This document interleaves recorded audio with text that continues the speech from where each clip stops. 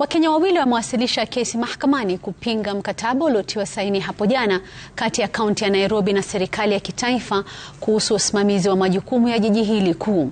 Kulingana na wawili hao, Bernard Peter na Christine Gathoni, mkataba huo umekiuka sheria na hatua hiyo ni hujuma kwa ugatuzi.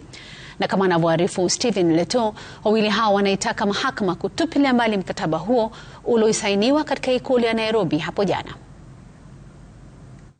Siku moja tu baada ya kaunti ya Nairobi na serikali ya kitaifa kusaini mkataba wa kushirikiana kutoa huduma kwa wakazi wa Nairobi, kesi sasa imewasilishwa mahakamani kupinga mkataba huo. Katika stakabadhi zao, Peter na Gathoni wanasema kuwa ingawa mkataba unasema haujumuishi uhamisho wa kazi, muundo wake unaweka majukumu yaliyogatuliwa chini ya utawala wa pamoja unaotawaliwa na maafisa wakuu wa kitaifa. Aidha, wanasema kuwa makubaliano yanaunda mifumo ya usimamizi na utekelezaji ambayo inarekebisha kwa kiasi kikubwa udhibiti wa uendeshaji vitengo vilivyogatuliwa. Wawili hao wameiambia mahakama kuwa makubaliano yalitekelezwa bila umma kushirikishwa, kwenye hatua ambayo wanasema inakiuka katiba na sheria zinazolinda ugatuzi.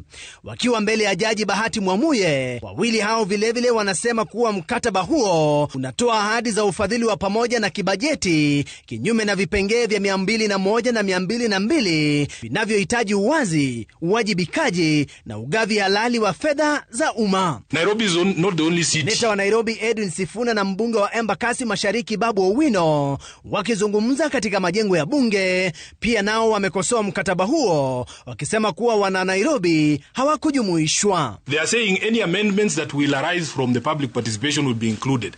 They are not anticipating a scenario where the people of Nairobi say we are rejecting the entire thing, you know. So, and there are other clauses in the document itself that say the parties can enter into supplemental agreements without the participation of the people. Cabinet secretaries are in this. That tells you that there's a complete takeover. A complete takeover. You say, e-garbage, I want it to be cleaned. Is that a unique challenge? Sweeping and collecting garbage. Is it a unique challenge, Leto? Huku baadhi ya viongozi kutoka jiji la Nairobi wakijitokeza kupinga mkataba uliotiwa sahihi hapo jana katika ikulu ya Rais, sasa mkataba huo utaanza kufanya kazi baada ya siku 14. Huku gavana wa Nairobi Johnson Sakaja sasa akijipiga kifua kuwa ana zaidi ya shilingi bilioni 80 kutoa huduma kwa wana Nairobi. Stephen Leto, runinga ya Citizen, kutoka majengo ya bunge.